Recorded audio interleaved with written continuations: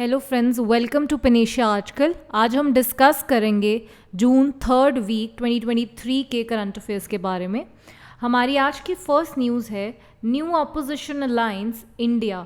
तो हमारे इंडिया की 26 ऑपोजिशन पॉलिटिकल पार्टीज़ ने 2024 इलेक्शंस के लिए अभी एक अलायंस बनाया है जिसका नाम रखा है India, which stands for Indian national developmental inclusive alliance. तो अभी जैसे सेंटर में एनडीए गवर्नमेंट काम कर रही है which is led by BJP.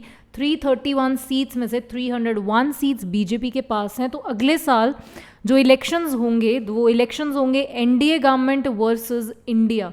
और ये जो इंडिया अलायंस है अब ये डिसाइड कर रहा है कि 11 मेंबर कोऑर्डिनेशन कमेटी बनाई जाएगी। तो जो भी अपोजिशन पार्टी इंडिया के भी आपके दिमाग में आ रहे हैं वो सभी अपोजिशन पार्टीज इस अलायंस के अंडर ऑलमोस्ट मिल चुकी हैं। नेक्स्ट है हमारे पास south Arabia becomes 51st country to sign ASEAN's TAC। तो अभी सबसे पहले हम ये डिस्कस करेंगे कि एशियान की जो इस बार प्रेसिडेंसी है वो किस कंट्री के पास है। तो वो है इंडोनेशिया के पास, जकार्ता इंडोनेशिया। तो अभी 56th फॉरेन मिनिस्टर मीटिंग हुई थी इन जकार्ता जिसका थीम था इस साल Asian matter AP Centrum of growth. तो इसमें सबसे पहले तो 10 नेशंस आते हैं जो सारी साउथ ईस्ट एशियन कंट्रीज़ हैं। So ASEAN group which was established in 1967 have its headquarters in Indonesia और इसके 10 मेंबर नेशंस हैं और इस साल की प्रेसिडेंसी भी इंडोनेशिया के पास ही है। तो अभी इंडोनेशिया में एक मीटिंग हुई थी, फॉरेन मिनिस्टर्स मीटिंग, जिसमें फॉर्मली सऊदी अरेबिया को as 51st member country appoint कर दिया गया है। तो क्या है ये TAC, सबसे पहले ये डिस्कस करते हैं। TAC की फुल फॉर्म है treaty of Amity and corporation in south east Asia. तो ये जो इसमें मेंबर्स तो 10 ही हैं। UAE is not its member, India is not its member. तो ये कंट्री ने TAC जो है, जो ट्रीटी है, उसको बाकी सभी नेशंस के लिए भी ओपन कर दिया था। इंडिया और चाइना ने इस ट्रीटी को साइन किया था 2003 में। यूक्रेन 50th मेंबर था, मतलब सऊदी अरेबिया से पहले इस मेंबर ने इसको ज्वाइन किया था, वो था यूक्रेन। और अब formally Saudi Arabia 51st member country बन चुकी है। तो जैसे सिमिलरली इंडिया के पास G20 की प्रेसिडेंसी है, SCO की प्रेसिडेंसी थी, तो एशियान की जो प्रेसिडेंसी है वो इस साल है इंडोनेशिया के पास, जिसका थीम है Asian matters epicentrum of growth. आगे हम बात करते हैं, China's launched world's first methane propelled rocket होने वाला है। सो ये बहुत ही एक अच्छी अचीवमेंट है। हम ग्रीन एनर्जीज़ की तरफ शिफ्ट कर रहे हैं, मीथेन, जिससे पोल्यूशन होने के चांसेस थोड़े से कम है as compare to the other fuels that are used here. तो अगर हम बात करें चाइना स्पेस प्रोग्राम, तो ये दो सिस्टर एजेंसीज के अंडर काम करता है। एक है China national space administration and the other is China manned space agency. So जैसे इंडिया में इसरो है, जैसे नासा है फॉर USA, तो यहाँ पर चाइना में ऐसी 2 एजेंसीज काम करती हैं। नेक्स्ट है हमारे पास एक बुक के बारे में, through the broken glass, an autobiography which has been written by TN Seshan. तो TN सेशन हमारे इंडिया के former chief election commissioner of India रह चुके हैं। इस बुक को पब्लिश किया है रूपा पब्लिकेशंस ने। फ्रॉम 1990 टू 1995, इन 5 सालों के लिए जब वो चीफ इलेक्शन कमिश्नर रहे हैं, उस टाइम का एक्सपीरियंस भी उन्होंने इस बुक में शेयर किया है। So he passed away in 2019, उनकी डेथ के कुछ 4 साल बाद अभी इस बुक को फॉर्मली पब्लिश किया जा रहा है। Next we have a meeting of G20 cultural group meeting, और इसकी ये 3rd मीटिंग थी जिसको अमिताभ कांत ने हेड किया था एज शेरपा, और ये मीटिंग हुई है इन हम्पी कर्नाटका। तो हम्पी एक बहुत ही इंपॉर्टेंट प्लेस है, तो ये भी आपको याद रखना है हम्पी कहाँ पर है, इट इज़ इन कर्नाटका। तो ये जो मीटिंग है it was organise by ministry of culture and external affairs. यहाँ पर जो एक सबसे इम्पॉर्टेंट चीज़ हुई है वो ये हुई है, कर्नाटका की ट्राइबल कम्युनिटीज़ एक आर्ट वर्क करती हैं जिसको बोला जाता है लंबानी। तो लंबानी आर्ट में बेसिकली वो पुराने कुछ क्लोथ्स या इन सब चीज़ों को थ्रेड से जोड़कर कुछ आर्टफुल आइटम्स बनाते हैं, जैसे पर्सेस, वॉलेट्स या कुछ ऐसे कपड़े बनाते हैं। तो ऐसी पहली बार 1755 अलग अलग लंबानी आइटम्स को किसी एक जगह पर प्रेजेंट किया गया था, which has set it's record in Guinness book of world record. तो लंबानी कहाँ की किस स्टेट को बिलोंग करती है, तो वो है कर्नाटका। आगे हम बात करेंगे हमारे प्राइम मिनिस्टर जो अभी पहले फ्रांस गए थे, फिर यूएई गए थे, तो यूएई में उन्होंने क्या क्या इंपॉर्टेंट एस्टेब्लिशमेंट्स की हैं इंडिया के लिए, वो डिस्कस करेंगे। सबसे पहली इम्पॉर्टेंट बात कि वहाँ पर एक मेमोरेंडम साइन किया गया है कि आईआईटी दिल्ली का एक कैंपस अब आबू धाबी में इस्टेब्लिश किया जाएगा, which is a very good thing for India. तो ऐसे ही आईआईटी मद्रास जैसे तंजानिया में इस्टेब्लिश करने की बात हुई है, तो अब यूएई जैसी कंट्री में इंडिया का एक रिनाउंड इंस्टीट्यूशन इस्टेब्लिश किया जाएगा, which is in Abu Dhabi.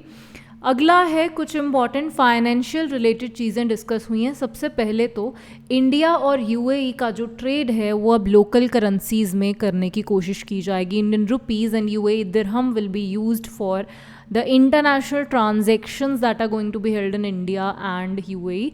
और उसके लिए एक जो मैसेजिंग सिस्टम यूज़ होता है, जो अब तक यूज़ होता था स्विफ्ट सिस्टम, तो अब इंडिया अपना सिस्टम यूज़ करना चाहता है जिसका नाम है स्ट्रक्चरल फाइनेंशियल मैसेजिंग सिस्टम। तो यूएई और इंडिया का जो ट्रेड होगा उसके लिए जो मैसेजिंग होगी वो इस सिस्टम के थ्रू की जाएगी। और इसी के साथ इम्पॉर्टेंट चीज़ जो फ्रांस में भी हुई है और यूएई में भी हुई है, इंडिया का यूपीआई उनके फास्ट ऑपरेटिंग सिस्टम के साथ हमने अटैच कर लिया है, जिससे अब कोई भी अगर इंडियन उन कंट्रीज़ में चाहता है तो उसको पेमेंट करने में काफ़ी अच्छी फैसिलिटी प्रोवाइड होगी। और एक और चीज़ यूएई में हुई थी, हमने हमारा जो रुपए स्विच है और यूएई का जो स्विच है उन दोनों को आपस में लिंक किया है। तो अब रुपए कार्ड को यूज़ करके आप यूएई में भी ट्रांजैक्शंस करने के लिए अवेलेबल हो जाएंगे। So your next thing that we're going to discuss is about appointments। तो 3 मेजर अपॉइंटमेंट हम डिस्कस करेंगे। सबसे पहले है LIC लाइफ इंश्योरेंस कॉरपोरेशन के मैनेजिंग डायरेक्टर अपॉइंट किया गया है सतपाल भानु को। जो पहले जो इस पोजीशन पर काम कर रहे थे वो थे सिद्धार्था मोहांते, तो उनको टेक ओवर किया है Satpal Bhanu, very important. Next we have Indian coast guard के director general, very very important appointment news. Director general 25th director general appoint किया गया है राकेश पाल को। And third also very important, railway protection force के director general appoint किया गया है मनोज यादव जी को। ये appointments committee of the cabinet ने अपॉइंट किया है और उनकी रिटायरमेंट की डेट भी निर्धारित की गई है, that is 31st July 2025। So is going to really operate for almost 2 years at this position. तो ये तीनों ही अपॉइंटमेंट्स आपके एग्जाम पॉइंट ऑफ व्यू से बहुत इंपॉर्टेंट है। आगे हम बात करेंगे हमारे एक फॉर्मर कम्युनिस्ट लीडर एन संक्रिया, जिनको अभी डॉक्टरेट डिग्री देने का फैसला लिया गया है। So he is a communist leader जिनको डिग्री दी जाएगी डॉक्टरेट की फ्रॉम मदुराई कामराज यूनिवर्सिटी। तो इनका अभी 15th जुलाई को बर्थडे भी था, जिस पर ये 102nd बर्थडे इन्होंने सेलिब्रेट किया है। और ये हमारे इंडिया के ऐसे फ्रीडम फाइटर हैं, लास्ट फ्रीडम फाइटर हैं जो अभी तक ज़िंदा हैं। तो इनकी इम्पोर्टेंस अपने आप में बहुत ज़्यादा है इंडिया के लिए। जिस टाइम पे भगत सिंह राजगुरु जी को फांसी दी गई थी, उस टाइम पे वो फ्रीडम स्ट्रगल में इन्होंने पार्टिसिपेट किया था। He was in his tender years of childhood, he was less than 10 years of age जब इन्होंने उस प्रोटेस्ट में पार्टिसिपेट किया था। आगे हम बात करते हैं नीति आयोग का एक index, export preparedness index. So very important index as release by NITI Aayog. तो ये उसका 3rd एडिशन था जो अभी रिसेंटली लॉन्च हुआ है, जिसमें फर्स्ट पोजीशन एक्वायर की है तमिलनाडु ने, 2nd Maharashtra and 3rd Karnataka. तो इससे थोड़ी दिन पहले ही एक न्यूज़ आई थी कि तमिलनाडु हमारे इंडिया का वो स्टेट है जो सबसे ज़्यादा एक्सपोर्ट कर रहा है इलेक्ट्रॉनिक गुड्स को। सो particularly electronic goods is a thing for which the export in Tamil Nadu is flourishing, and that is the main item that Tamil Nadu is exporting right now. Next हम बात करते हैं, ये शायद आपने news में भी देखा होगा, वर्ल्ड्स लार्जेस्ट ऑफिस। तो अब तक ये जो डेजिग्नेशन थी ये यूएस के पेंटागन के पास थी, जिसको इंडिया की एक बिल्डिंग ने ओवरटेक किया है, that is Surat diamond bourse. तो ये जो बिल्डिंग है आप ये पिक्चर में भी देख सकते हैं, एक स्पाइनल कॉर्ड की तरह सेंटर में बनाया गया जिसके साथ 9 रेक्टेंगुलर बिल्डिंग्स को जोड़ा गया है। So these are all interconnected offices और ये दुनिया का सबसे बड़ा ऑफिस डिक्लेयर हो चुका है। किसको सरपास किया? इसने सरपास किया है यूएस की एक बिल्डिंग जिसको बोला जाता है पेंटागन। आगे हमारे पास है very very important topic, national multi dimensional poverty index 2023। तो अगर आपने इस चीज़ के बारे में पहले पढ़ा होगा, सो यू मस्ट नो कि multi dimensional poverty index actually में इंटरनेशनल लेवल पे कैलकुलेट किया जाता है by United Nation development program, जिसमें 3 इंडिकेटर्स होते हैं, that is education, health, standard of living.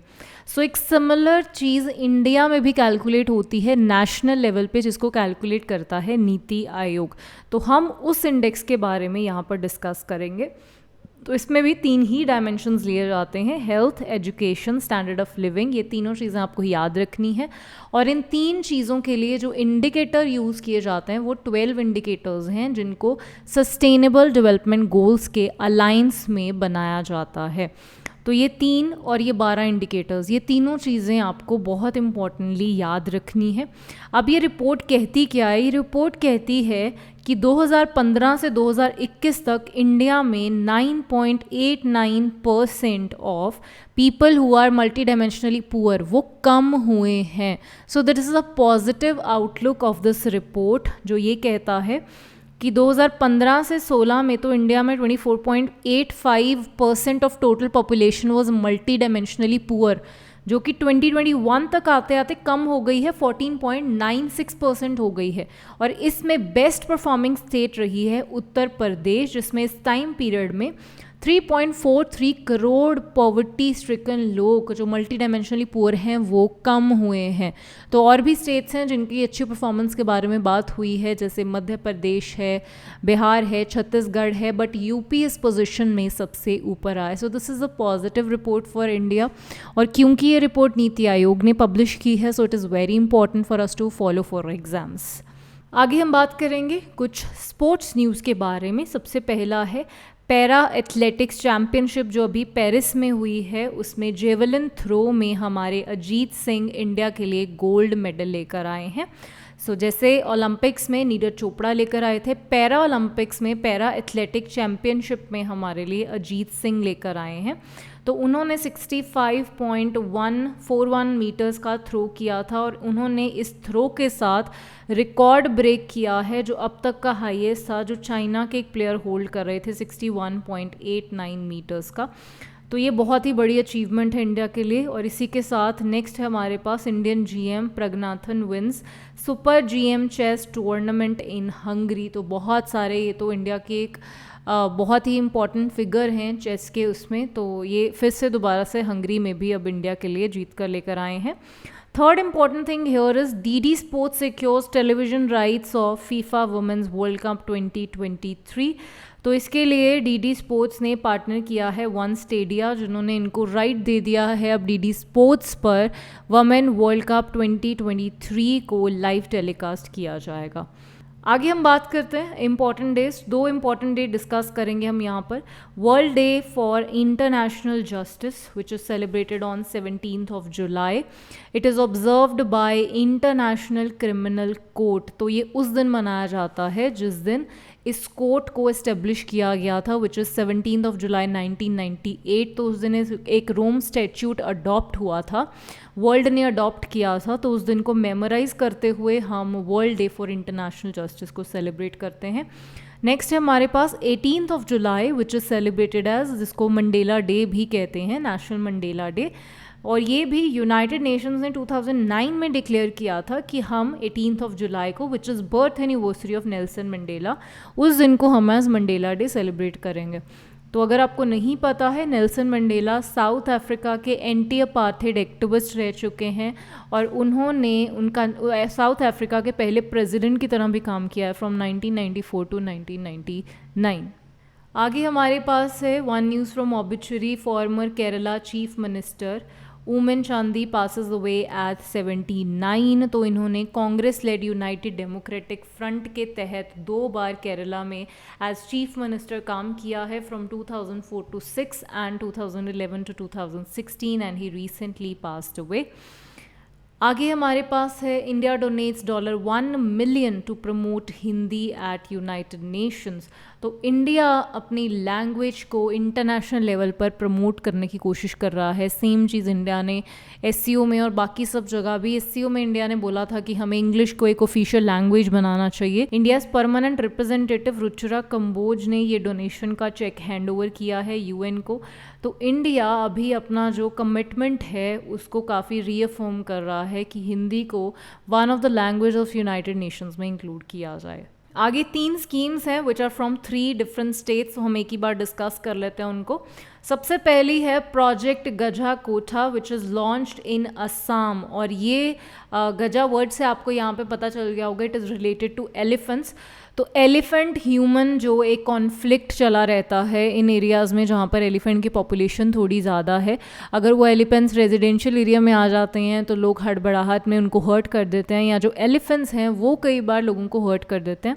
तो उन कॉन्फ्लिक्ट्स को ध्यान में रखते हुए उन कॉन्फ्लिक्ट्स को कम करने के लिए ऐसी एक स्कीम लॉन्च की गई है जिसमें लोगों को अवेयर किया जाएगा। बहुत सारे ऑफिसर्स और लोग इसमें अपॉइंट किए जाएंगे जो एलिफेंट्स की प्रोटेक्शन में आगे जाकर काम करेंगे। आगे हमारे पास छत्तीसगढ़ चीफ मिनिस्टर भूपेश बघेल, जिन्होंने एक नई स्कीम लॉन्च की है, ग्रामीण आवास न्याय योजना। तो जैसे आपको पता है नेशनल लेवल पर हमारी एक स्कीम लॉन्च करती है आवास योजना, ग्रामीण and Awas Yojana urban also, तो वैसी ही एक स्टेट लेवल पर स्कीम लॉन्च हुई है ग्रामीण आवास न्याय योजना। जो लोग ग्रामीण एरिया से आते हैं और आवास योजना जो नेशनल आवास योजना है उसके अंडर इंक्लूड नहीं होते लेकिन वो पुअर कैटेगरी में आते हैं, उन लोगों को अब ये स्टेट गवर्नमेंट की ग्राम आवास न्याय योजना के तहत दिए जाएंगे, घर बना के दिए जाएंगे। तो इसमें आपको याद रखना है कौन सी स्टेट है, कौन से चीफ मिनिस्टर हैं और स्कीम का नाम क्या है। आगे हम बात करते हैं हिमाचल प्रदेश के चीफ मिनिस्टर सुखविंदर सिंह सुक्खू। उन्होंने भी रिसेंटली एक स्कीम लॉन्च की है टू इकोनॉमिकली एम्पावर वुमेन, उसका नाम है सशक्त महिला ऋण योजना। तो ये जो स्कीम है इसमें मेन जो बैंक इन्वॉल्व है that is Himachal Pradesh state cooperative bank, जो कि वुमेन को लोन प्रोवाइड करेगा to boost entrepreneurship in women, और उनको एम्पावर करने के लिए उनको लोन दिया जाएगा।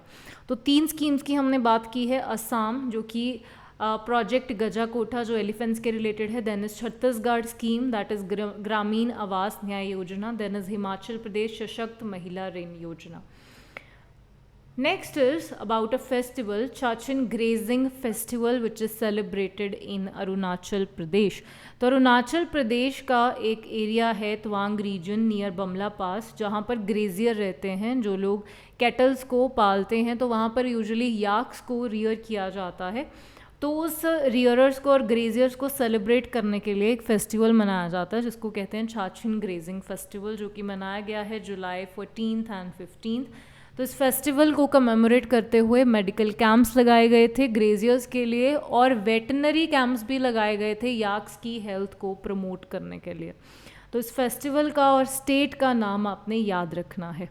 Next we are going to talk about European investment bank, जिन्होंने इंडिया के साथ बात की है कि वो इंडिया को 1 बिलियन यूरोस का लोन प्रोवाइड करेंगे फॉर ग्रीन हाइड्रोजन। तो green hydrogen plus renewable energy projects, ये दोनों के लिए इंडिया को 1 बिलियन यूरोस दिए जाएंगे। ये पार्ट है यूरोपियन ग्रीन डील का। तो जो यूरोपियन ग्रीन डील क्या है, बेसिकली यूरोपियन यूनियन ने ये कमिट किया हुआ है कि बाय 2050 वो कार्बन न्यूट्रल हो जाएगा। जितने कार्बन एमिशंस किए जाएंगे उतने एनवायरनमेंट में से कम भी किए जाएंगे। तो इस डील के तहत या तो वो अपने नेशन में ये चीज़ कर सकता है या फिर वो दूसरे नेशंस की हेल्प कर सकता है, जो भी उनकी ग्रीन डील के अंडर ही कंसिडर किया जाएगा। तो उसमें they have choosed India to help, कि इंडिया के जो ग्रीन हाइड्रोजन मिशन है और रिन्यूएबल एनर्जी मिशन है उसको एक बहुत बड़ा बूस्ट मिल जाएगा यूरोपियन इन्वेस्टमेंट बैंक की इस कॉन्ट्रीब्यूशन से। लास्ट हम बात करेंगे आज आरबीआई की एक रिपोर्ट के बारे में, जिसमें आरबीआई ने ये बोल दिया है कि अगर इंडिया को 2047 तक डेवलप्ड नेशन बनना है तो इंडिया को एनुअली 7.6% जीडीपी ग्रोथ की ज़रूरत होगी। तो ये एक बहुत ही पावरफुल रिपोर्ट हमारे सामने आई है, जिसमें आरबीआई ने क्लियरली मेंशन कर दिया कि इंडिया डेवलप तो बन सकता है, लेकिन उसको डेवलप करने के लिए क्या करना पड़ेगा, 7.6% एनुअली कम से कम जीडीपी ग्रोथ लानी पड़ेगी। और दूसरी चीज़ उसने बोली है कि अभी इंडिया की पर कैपिटा इनकम है $2500 पर कैपिटा इनकम, मतलब पूरे साल में एक इंसान कितना पैसा कमाता है, तो वो इंडिया में सिर्फ अभी $2500 है।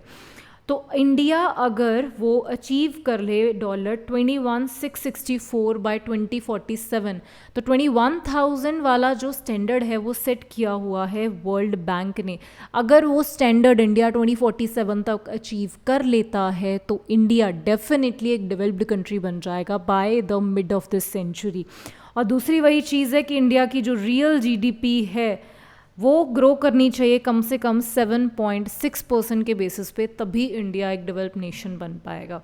So these were all your current affairs about 3rd week of July. बने रहिए हमारे साथ हमारे यूट्यूब चैनल पर। Thank you. पनेशिया ट्यूटर लाया है एक एजुकेशन प्लेटफॉर्म जहां पर अलग अलग कोर्सेस जैसे कि IAS, PCS, UGC net, SSC और बैंकिंग एग्जाम्स के लिए ऑनलाइन और ऑफलाइन क्लासेस की सुविधा उपलब्ध है।